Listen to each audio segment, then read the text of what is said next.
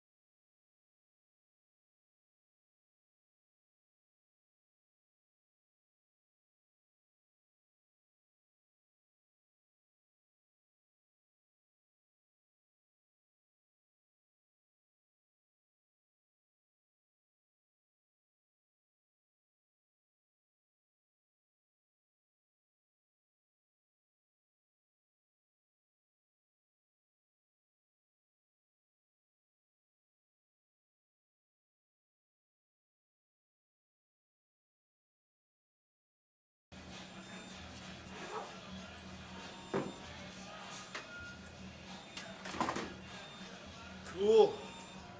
We did it again. Did he say where I should leave it, or? Still waiting on that. I'm guessing that you could probably put it in the booze room. That's the booze room. Very cool.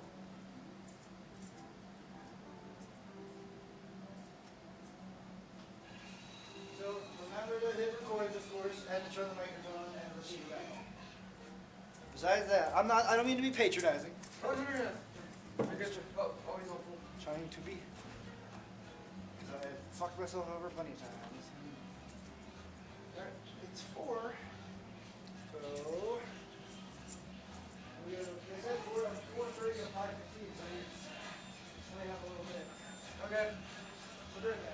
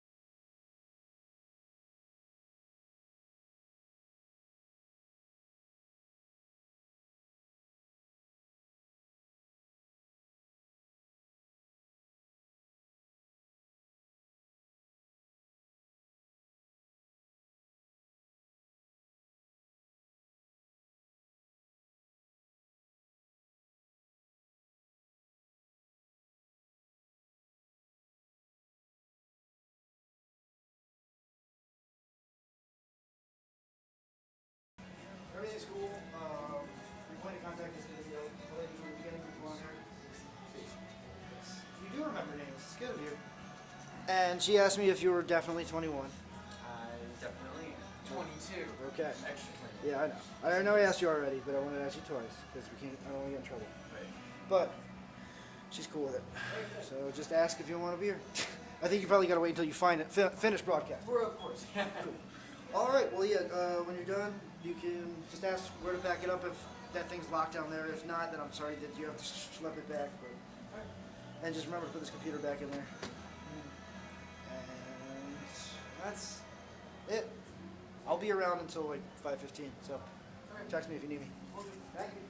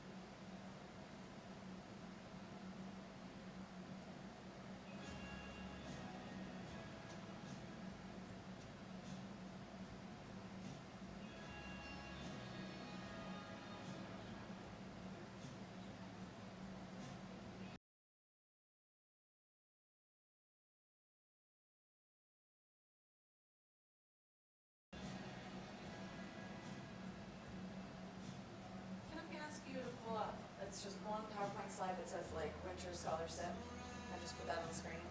Awesome. No problem. I'll come back and check. I'm just trying to do registration and blah, blah, blah. Right on. Thank you.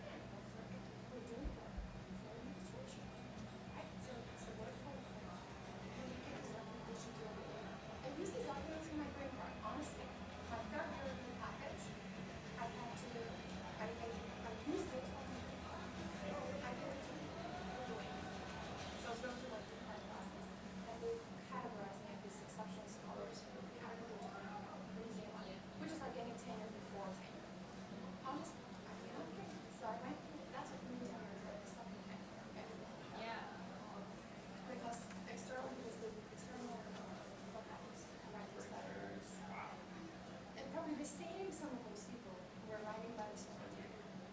Very, very embarrassing. That's so embarrassing. Because you have to write to them. It was just solicited letters. For a green card. When it was my package, it was like this thing that my door has created. It's not just the nation. This is not this is just for a green card.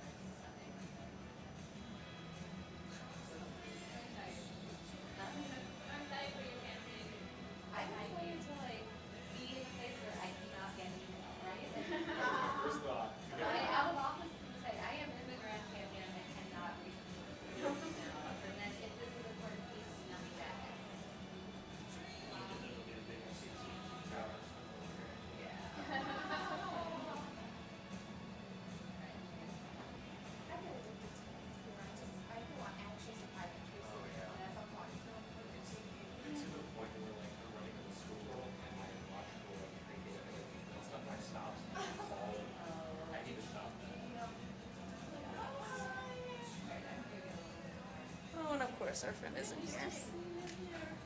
So this is where he will set everything up. I don't know where he Okay. ran off to. So we can Okay. grab him in a minute. Yeah. Okay, Do it with the gets back. perfect. And then please help yourself to drink or anything. Sure.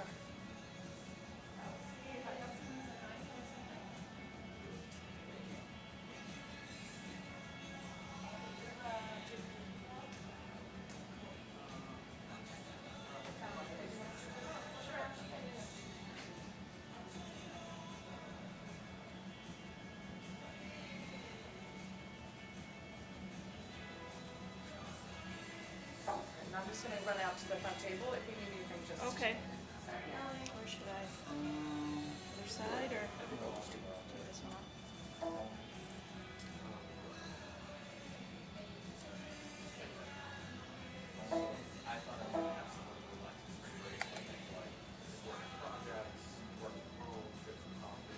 Yeah, that's it. You just open it up. I'm just gonna flip through it. It's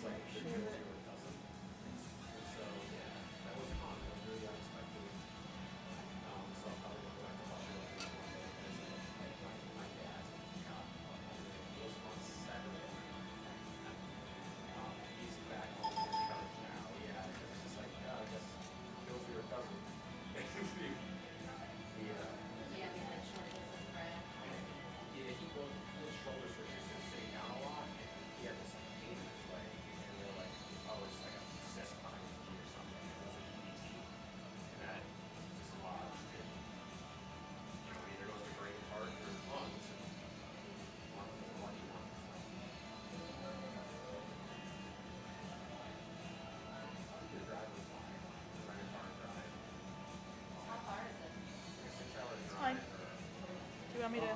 Yeah, you Put can down. start this. Close it. You can start the slideshow You can just. if you want, and we have a clicker here. Oh, okay. Okay. Do you typically like move around a lot? Yeah, I'd rather move around. Okay. Well, then when you are ready, I have a lavalier mic just to pick you up for the live stream. Oh, okay. All right. Well, I can. Put it a little loud, right? Yeah, I'll turn it on. Okay. If you're gonna be kind of staying in like this area, I can just leave it here. Yeah, but, that's fine. Okay. What do you mean? I don't have to put it on? Yeah, I mean, like, I wasn't sure if, like, I don't know. There's sometimes there's speakers that'll, like, move into the crowd a little bit and stuff. In that case, I might want to put it on, but, I see. If you're just gotta be a group. like, I can leave it. Yeah, I don't think I'll move too far. All right, good. No problem.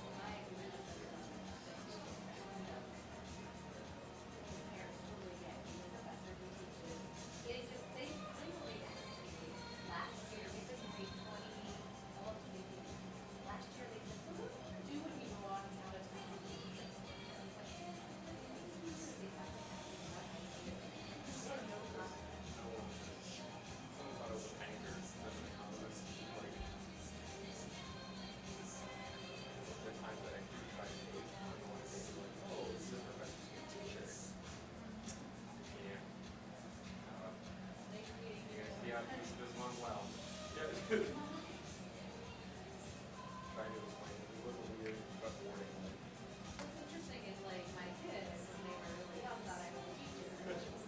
But you know, someone who probably went to college.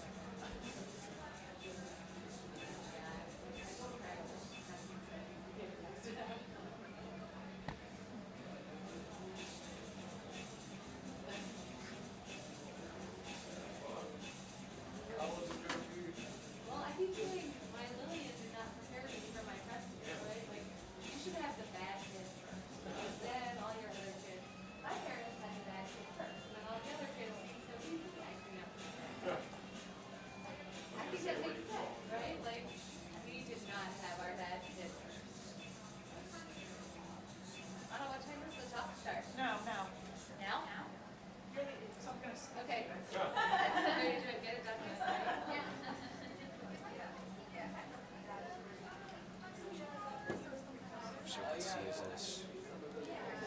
We'll see.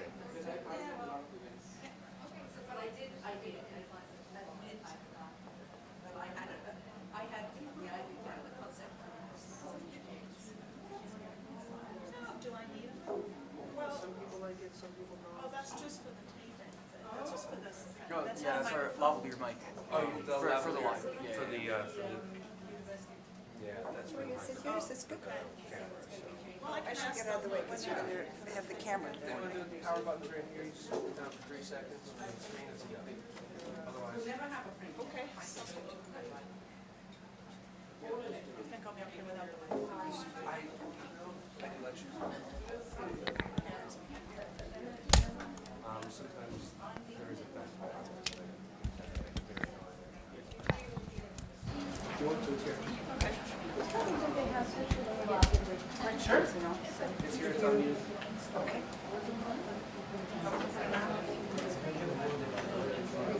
So anyway, I think it's this way. It's good to do that. It's actually.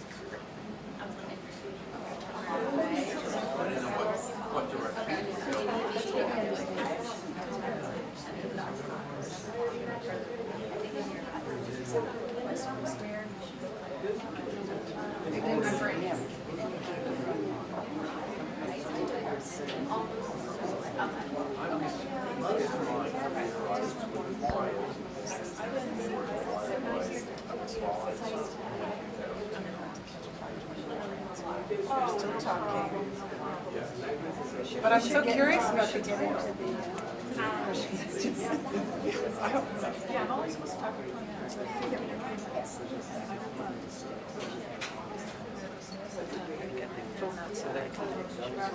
Thanks for coming.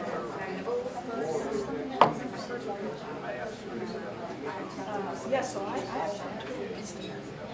don't know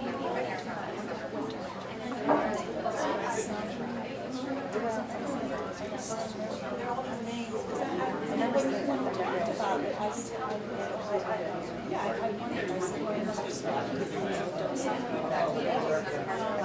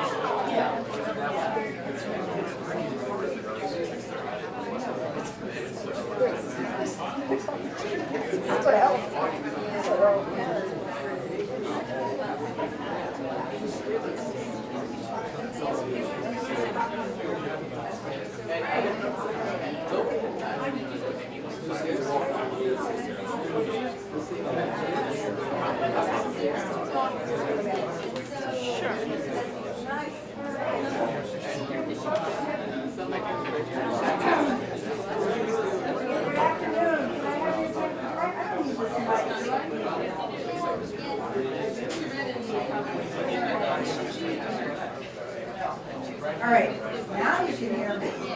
Oh. So good afternoon. Get your teachers to get this show.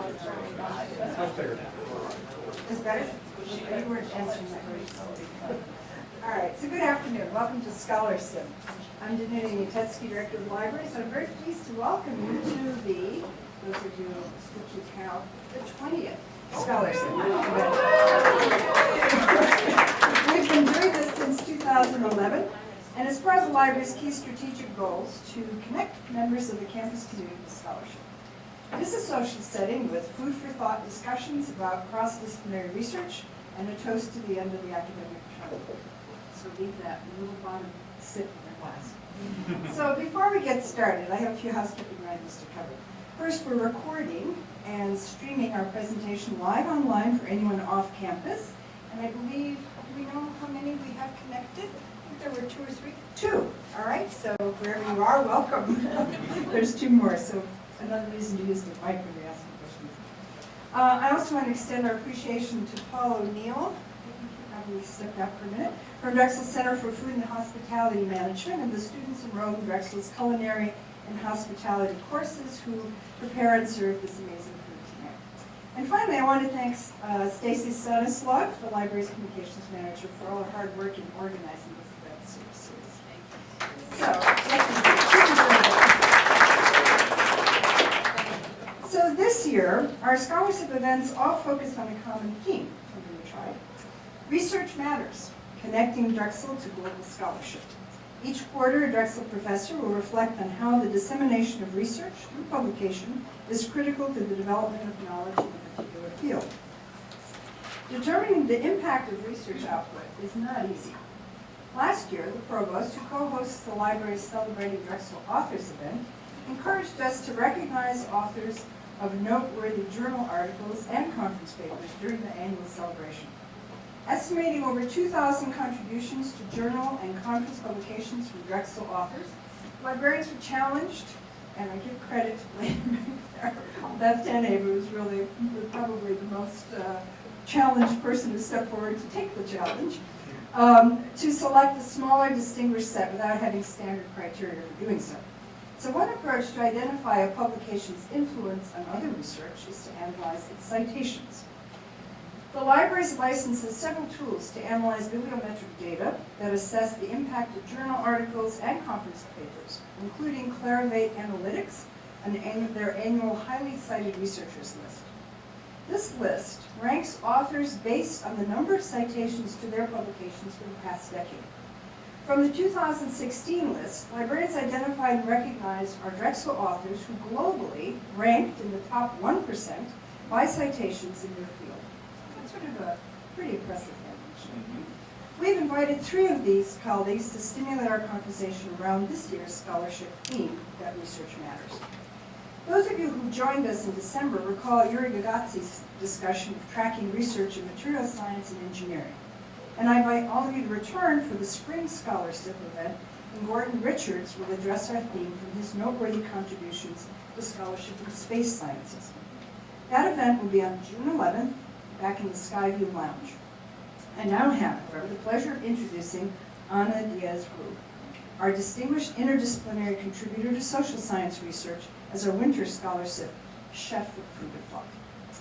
So Professor Diaz-Rue is the Dean and Distinguished University Professor of Epidemiology. You know, I kept stumbling over that. I was practicing in the Dornsight School of Public Health at Drexel University. Originally trained as a pediatrician in her native Buenos Aires, she completed her public health training at the Johns Hopkins University School of Hygiene and Public Health. Before joining Drexel University, she served on the faculties of Columbia University and the University of Michigan, where she was chair of the Department of Epidemiology. I have this. Epidemiology, right, so I'll say it together. And director of the Center for Social Epidemiology. Thank you. And Population Health at the University of Michigan School of Public Health. Dr. Diaz-Rue is internationally known for her research on the social determinants of population health and the study of how neighborhoods affect health. Her research areas include social and health disparities, environmental health effects, urban health, and psychosocial factors in health to name a few. But before I turn the podium over to Ana, I'd like to invite you to raise your glasses in a toast, once again, to the end of the 2018 very wintry term. All right, with that, Okay, thank you. Thank you, Danuta, for that kind of, do I need to use the mic? Do I need to use the mic? Yes, okay. Thank you for that very kind introduction. It's really a pleasure to be here. So I'm glad you said epidemiology and not dermatology, because that often gets confused. So I was trying to think of what would be most useful to share with you today. And so I thought what I would do is tell you a little bit about how I got into research and how it's evolved, and also a little bit about where we are here at Drexel, at the School of Public Health, because a lot of the things that I was previously doing have continued here at Drexel, engaging Drexel faculty and students. So I sort of titled this From Pediatrics to Global Urban Health, Desire, Opportunity, and Serendipity, because that's, when I was trying to think about how it evolved, that's exactly how it evolved.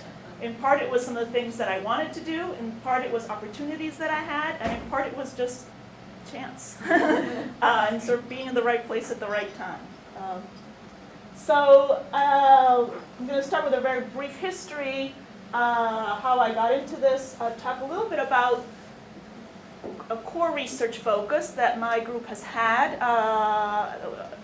as an example, and then show you a little bit about where we're going with some of these things at Drexel. And of course, I say we because it's a whole bunch of people, it's not just me.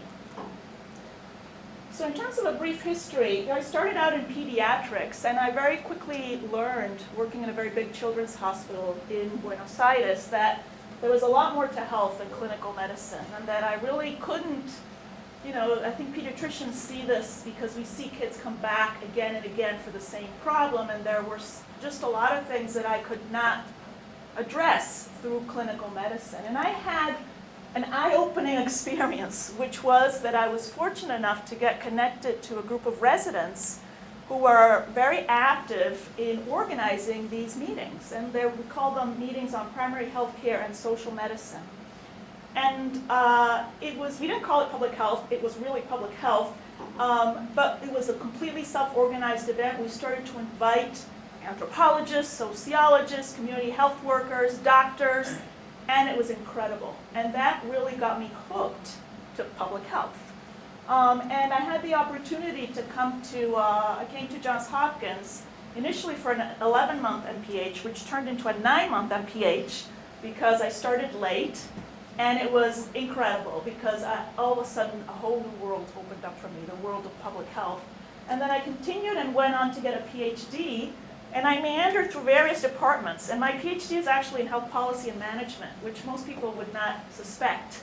But I worked mostly as an epidemiologist. I started out in international health because I was from Argentina, so they figured I must be in international health. And I quickly rebelled against that. And so this is what I often tell students, that, yeah, it's important, but it's not super important what department you're in, right? Or even what school you're in, perhaps. So during my dissertation, I was searching around for a topic, and I was working on a study of cardiovascular disease. And this was just really because I needed a job. And I was a research assistant on a study of cardiovascular disease of adults, nothing to do with children. And I was interested in linking the social world and the environment to health. And it turns out cardiovascular disease is a really good case study to do that because it's such a multifactorial condition that's affected by so many different things that actually have to do with environments and with social factors. And so, serendipity, a fellow student shared with me an article from a sociologist talking about contextual neighborhood effects. This idea that the context that you lived in affected your behaviors. And so I said, well, how about if I do this in the study that I'm working on, which is a very traditional biomedical research study that was following people over time, measuring, their biology, measuring their blood pressure, lipids, the stuff that doctors usually do. And so I came up with the idea for my dissertation of creating measures of where those people lived and linking it to these people to see whether something about their neighborhood context helped us to predict the likelihood that they would develop a heart attack. And so that's what I did. And at the time, this is an enormous research area that many, many people work in, but at the time, I had to spend a lot of time explaining to people why on earth I wanted to do this. Why, if you have all these individual level factors, why are you worried about this other stuff? because it was a little bit, the paradigm was very individual focused, very focused on individual level risk factors. And so I got involved in this, and why? Well, because we know that things about people don't explain all of the variability that we see in risk of cardiovascular disease. They don't explain spatial patterns that we see. They don't explain race differences. They don't explain social differences. And you can imagine neighborhoods have many kinds of attributes that might be relevant to behaviors that we know are related to cardiovascular disease or to stress. And obviously they may be important contributors to differences in health by race or by social class, because people are segregated in all societies, or almost all societies, by these factors, and their neighborhoods are very different. And of course, it opens up the door to intervention, and most importantly, to interventions outside the healthcare realm, right? So this is all very common now, but at the time it was not that common to talk about this. This was a number of years ago. I'm not going to say how many years ago this was, but it was a number of years ago. So this is a paper that I worked on shortly after I finished my dissertation. It was really looking at the risk of developing coronary heart disease by neighborhood disadvantage. It was a summary score from the census, and what this showed was that the incidence of coronary heart disease was higher in disadvantaged neighborhoods than in more advantaged neighborhoods, even after you took into consideration other things about people. So even if you were able to control statistically for these other factors, we saw these differences. And I had a mentor at the time who said, Anna, you should send this to the New England Journal of Medicine. I said, no, I don't want to publish it in the New England Journal of Medicine. I sent it, and they published it. So there's a lesson right there, too. Be bold.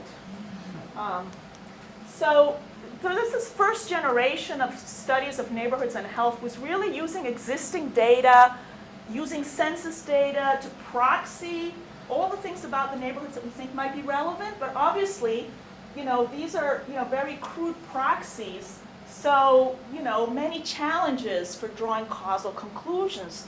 Do these things mean that there's a causal impact, which is what we would need to know to intervene, or is it just an association, which is really due to other things that are different across people who live in different neighborhoods? So it's not causal at all, right? And so this motivated a whole body of research to really try to delve in. Well, what is it about areas or neighborhoods that matter? What's the spatial definition? What's the time scale? And last but not least, most importantly, if we change these things, do we see an effect, right, of the intervention? And so a whole body of new sort of generation 2 studies evolved that were really focused on measuring, developing hypotheses about what factors about neighborhoods might be important and measuring those things directly so that we could really try to put together a more compelling causal story about the factors that might be relevant, and also so that we could figure out where to intervene. And this, research focused on looking both associations at one point in time, but also looking longitudinally. Do changes in these things predict changes in outcomes, for example? And so that's where, we went as a follow-up to this early work. We worked with a study called the Multi-Ethnic Study of Atherosclerosis, the MESA study, that is, again, a traditional cardiovascular disease epidemiology study, but to which we added, and I'm sorry you can't see this very well in red, but we added time-varying neighborhood measures. That is, we characterized where the study participants lived over the course of the follow-up of the study, which actually now is probably like 20 years or something like that.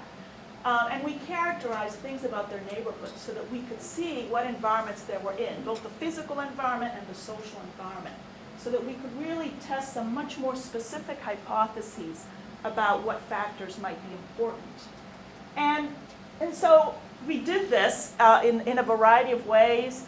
I'm sorry you can't see, this didn't come out very well, but we looked at are features of neighborhoods cross-sectionally related to the things that we hypothesize they might be related to? So is better access to healthy foods related to better diets? Is a better physical activity environment related to more likelihood of being physically active? Is walkability related to active transportation? Is the social environment related to sleep duration, which we know is another risk factor for cardiovascular disease? So we were able to begin to document these relationships. Again, it's not, it's a cross-sectional relationship, so we can't necessarily conclude that it's causal, but it's consistent with the things that we were hypothesizing. And then we went on to do longitudinal analyses. Does change in where you live, people who move from a less walkable to a more walkable neighborhood, well, does that affect them in terms of their physical activity levels? Do social aspects of a neighborhood relate to changes in depression scores over time? Neighborhoods that become more socially cohesive or safer, do residents experience declines in depressive symptoms? And we saw that some of that was true. Are neighborhood physical activity and food environments related to diabetes? And we found that neighborhoods that had healthier food environments and environments that were more conducive to physical activity, the residents were less likely to develop diabetes over time. So we started to build a little bit of a more consistent story. But of course, there were still, this is still observational information. We're not randomizing people to these environments. A larger body of research started to develop, and the results were not always consistent. Measurement of these neighborhood domains is really complicated. It's much easier to measure somebody's genes than it is to measure something about the environment that they're in a way that's consistent across studies.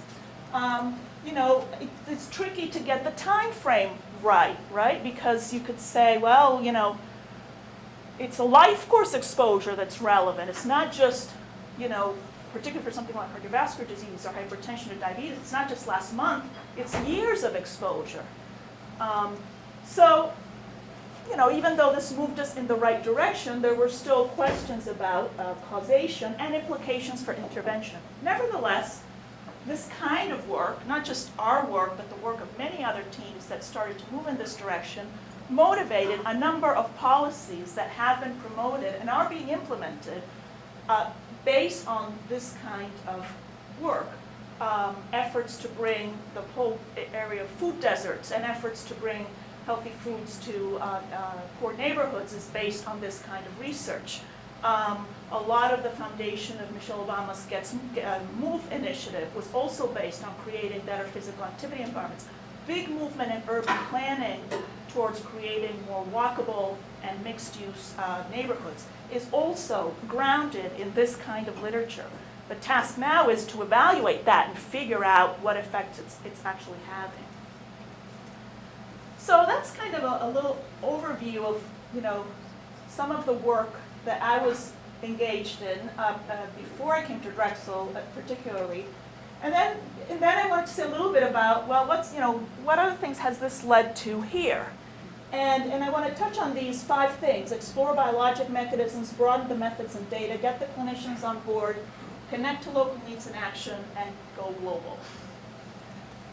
So in terms of exploring the biologic mechanisms, one interesting question is, what are the biological mechanisms involved? And we had already, I didn't show you a slide on this, but one of the biological mechanisms that we explored had to do with stress. And so we were able to characterize cortisol levels, stress hormone, over time in our participants using salivary samples.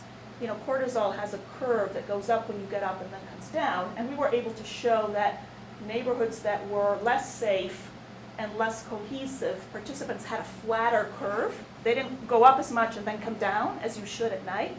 And that flatter curve is actually related to development of diabetes and obesity, for example. So stress pathways are probably playing a role in addition to some of this behavioral stuff. But other biologic mechanisms have to do with interaction with biology, like genes. So another thing that we began to explore was gene-by-environment interaction. And this is work actually done by former doctoral student of mine. I'm not going to get into the details of this, but basically we did some analysis to compare a genetic risk score and the effect of living in a neighborhood with a bad food environment to the combined effects of both. And we're able to show through certain statistical techniques that the effect of both is more than what you would expect from their separate effects, which indicates that there's interaction between these two. So, some suggestion that these environmental factors are interacting with genes. Of course, this has to be replicated. Gene by environment interaction stuff is a mess. It needs to be replicated, et cetera, but it's still suggestive.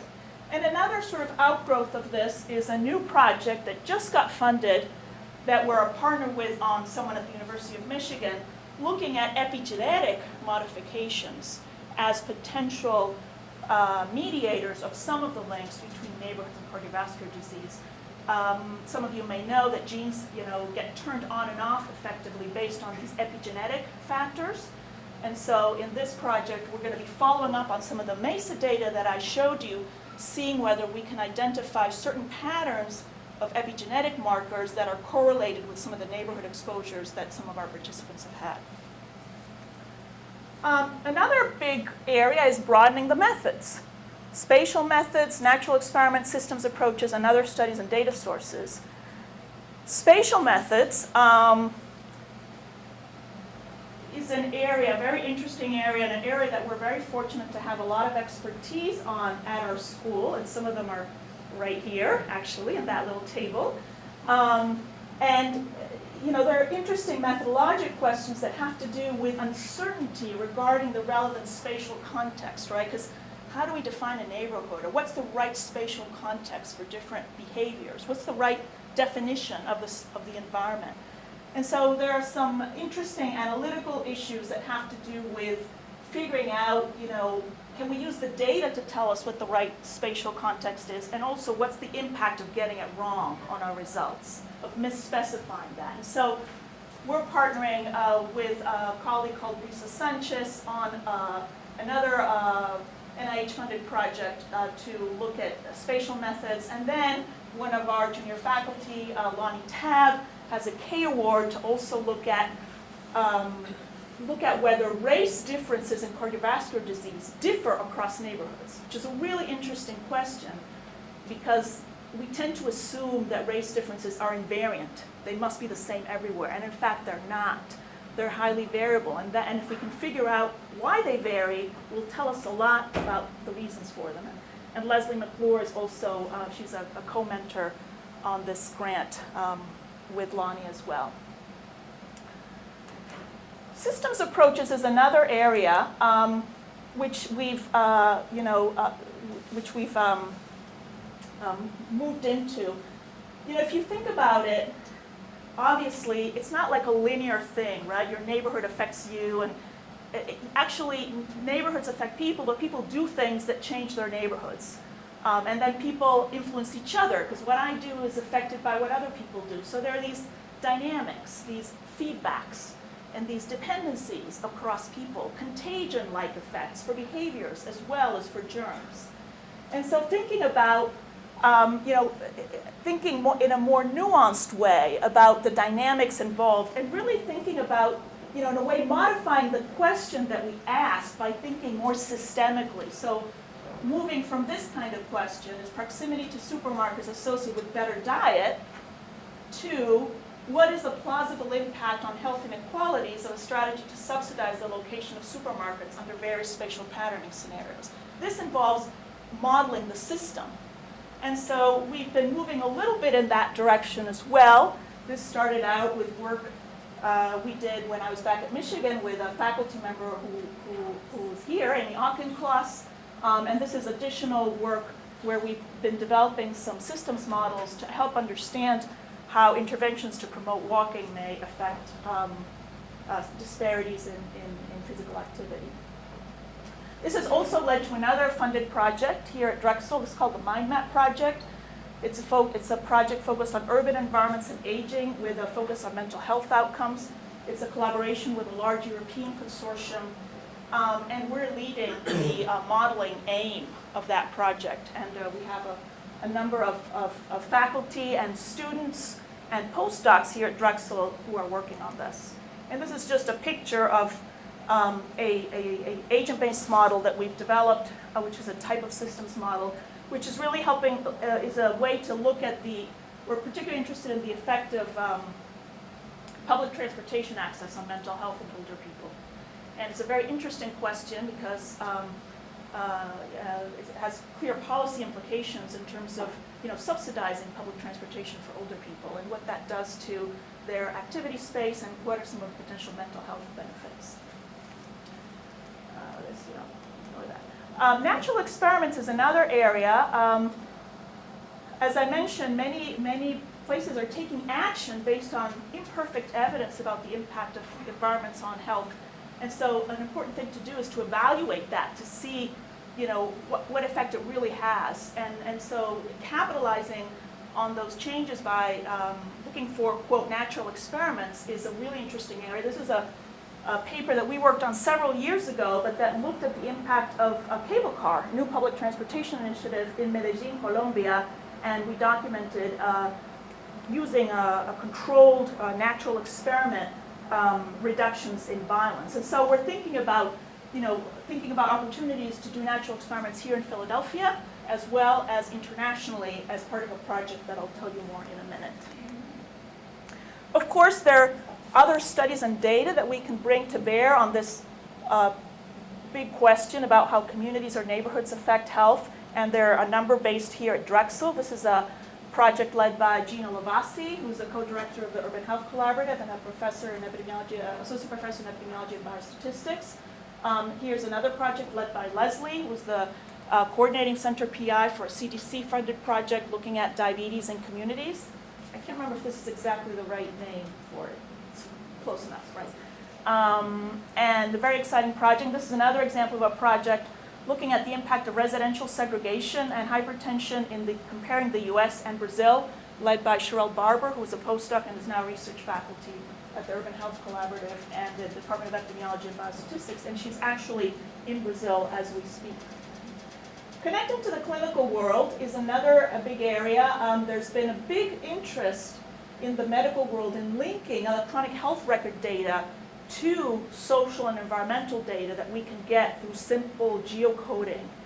And so we are part of a collaboration with CHOP called the Pediatric Big Data Project, where we are linking electronic health records from CHOP to environmental measures, and we at Drexel lead the environmental piece. So we're creating a whole bunch of measures of social and physical environments that we're linking to kids in order to try to understand how these factors predict obesity, asthma, and preventable hospitalizations. And there are a bunch of faculty, Drexel faculty, as well as several students, master's students. There's a doctoral student from EpiBiostat and also a doctoral student from CCI actually involved in this project.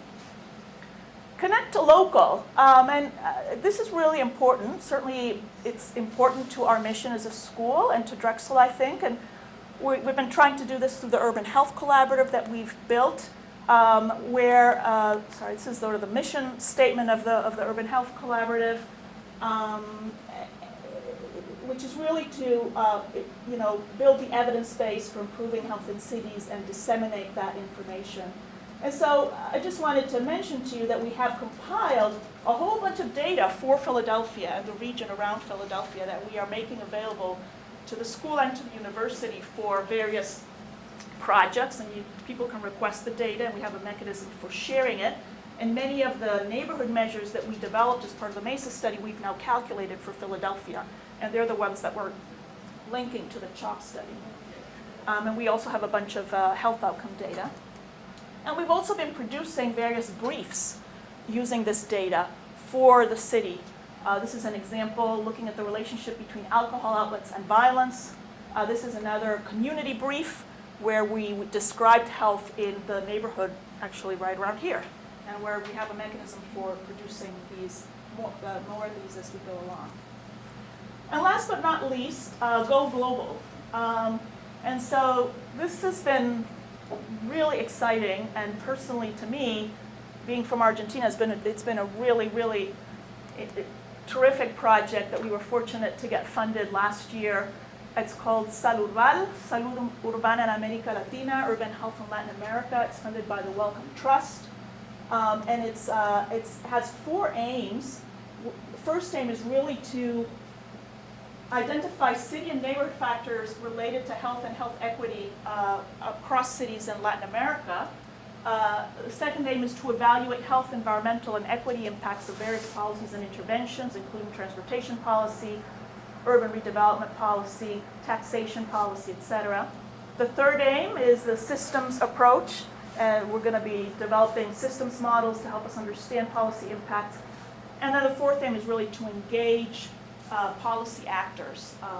And so we hope to draw lessons that are important not only for Latin America, but for cities all over the world in terms of environmental and policy effects, and also inform the Sustainable Development Goals worldwide. This is a really large team. There's a big group from Drexel, but there are multiple institutions across Latin America involved. We also have partners in Berkeley and WashU in St. Louis, which is a systems team. So it's a really exciting, very ambitious, but really exciting project that really, takes some of our local urban work and also, gives it this more broader global dimension in terms of a focus on drivers of health and health equity in cities. And all of this couldn't be done without a great team. It's just, I've been very fortunate to be able to work with wonderful students and postdocs and staff and faculty and collaborators here and elsewhere, that it's the only way to get this work done. So I was going to list them all in the slide, but it was too many names. So and obviously funding has been very important as well, but the people are the most important. So that's it. I'm happy to take any questions or comments or thoughts that you want to share. Thank you.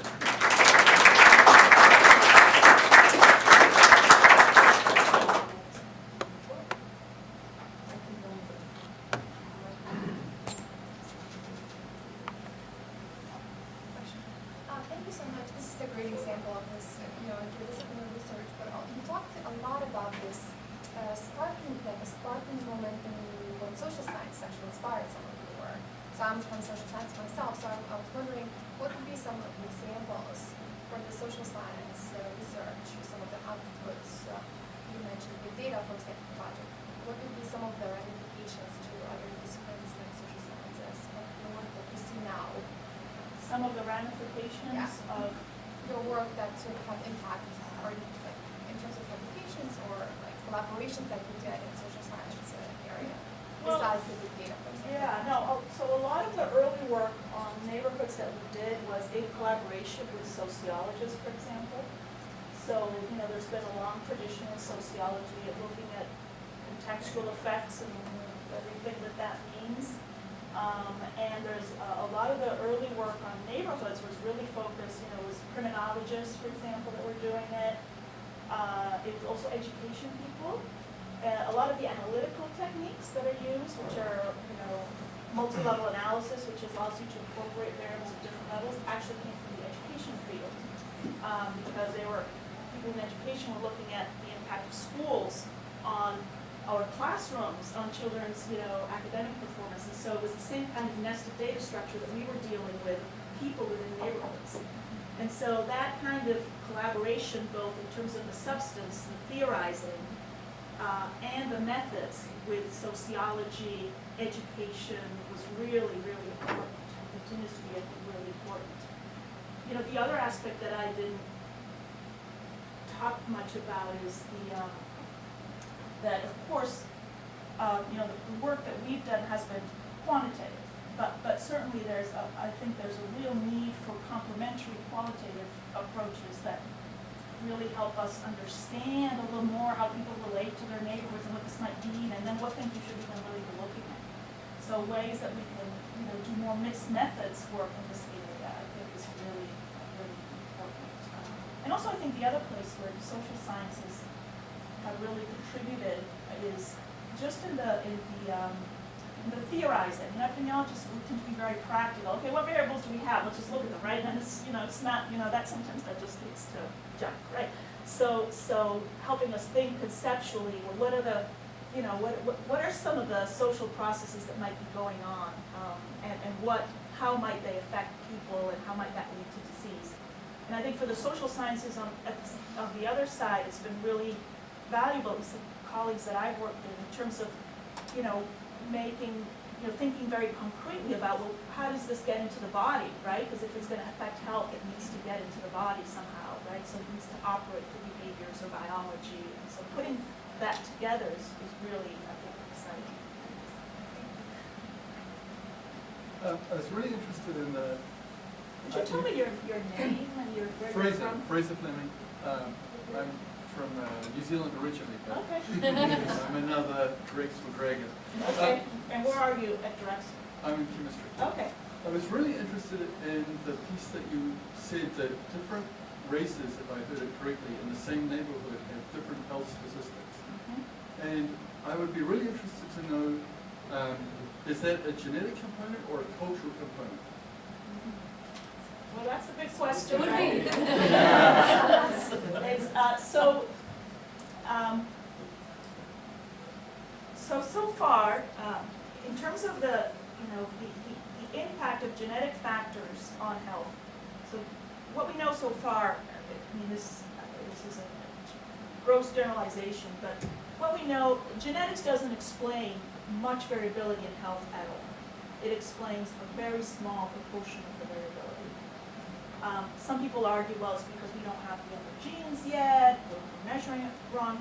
It could be because it's interacting with the environment, so it's genes in a certain environment, and so then the question is, well, what's the really important thing? Is it genes or the environment, right?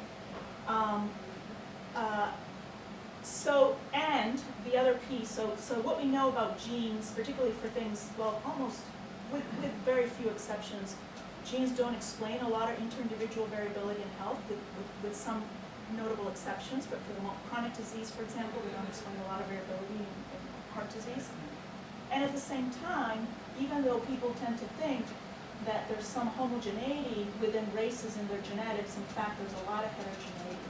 So, there's more genetic variability in general within races than between races in many cases. That doesn't mean that you can't use genetic markers to identify ancestry, but they're different questions, right? And I think people get confused because they think, well, if we can use ancestral markers to identify races, doesn't that mean that races are very different in all of their genes? Well, that's not really true, actually. So the bottom line is that in terms of health disparities, it's pretty unlikely that genes contribute to a large proportion of that. They may contribute to some, and probably in interaction with environmental factors. But that's a very big area of research and debate within the health field. It's a very good question. So I have two questions for you. The first one is that I attended a medical technology conference last week, and all the vendors of electronic health records were promoting their population management systems, very expensive systems that look into electronic health records, maybe combine them with other institutions, and they let you look at the resulting patterns. But they were promoting this not for the goodness of society or for research, just as a way of making money. And my question is there an opportunity to do well by doing good? Is there any way to combine the acquisition and the management of these systems so that the researchers and the policy makers can benefit from them?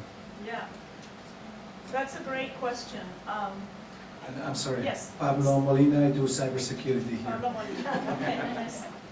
I was on a committee a couple of years ago, an Institute of Medicine committee that was charged to look at the incorporation of measures of social and behavioral things into electronic health records with the purpose of improving clinical care and conducting research. And so we came up with a set of recommendations, and a core set of the recommendations have to do with linking people to where they live so that we can create these social and physical environment measures simply by pulling existing data.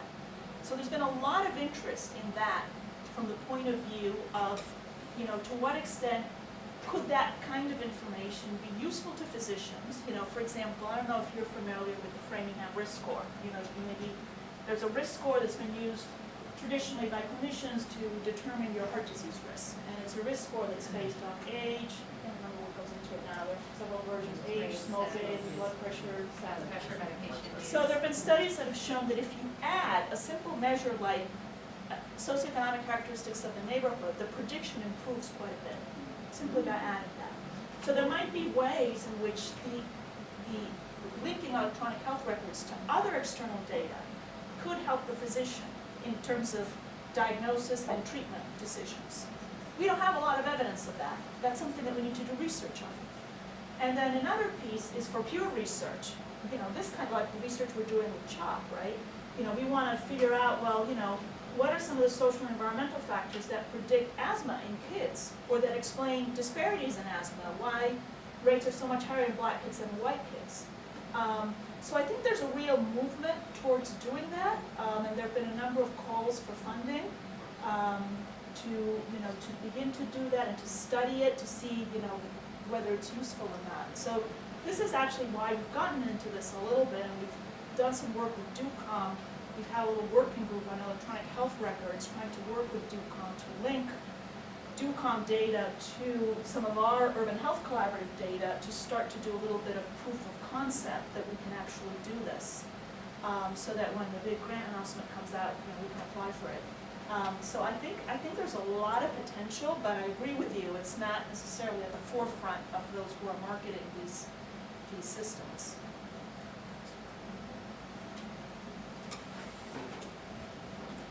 Hi, Carolyn Strom, I'm with the Excite Center. There was just an article in the New York Times today with some really incredible visuals looking at, you know, if you come from a rich family, where you end up, and how that changes based on race and all these sort of factors, just in that one generation. With the research that you've done or are doing now, are you seeing, or are you looking at those sort of one-generational transitions, or how long someone's been in the neighborhood? Because if a neighborhood has transitioned, you're looking at them over time, that can do things to stress, but at the same time, if this is their first time in that neighborhood and they came from a very different SES background, that may also be a factor. I'm just wondering how you're looking at that. Yeah, that's another great point. So, you know, we have looked at that to the extent that we can with the data that we have. So in the studies that we've worked on, we have, you know, it's adults, so we're not getting their childhood, right? So we had them looking at transitions from one neighborhood to another, and some of the, I didn't get into the details of the results, but some of the results that I showed you rely on these changes so that we can look at what happens to somebody when they change a neighborhood. The broader question that you're asking about is very much related to a very large body of work in public health that has to do with life course effects, really.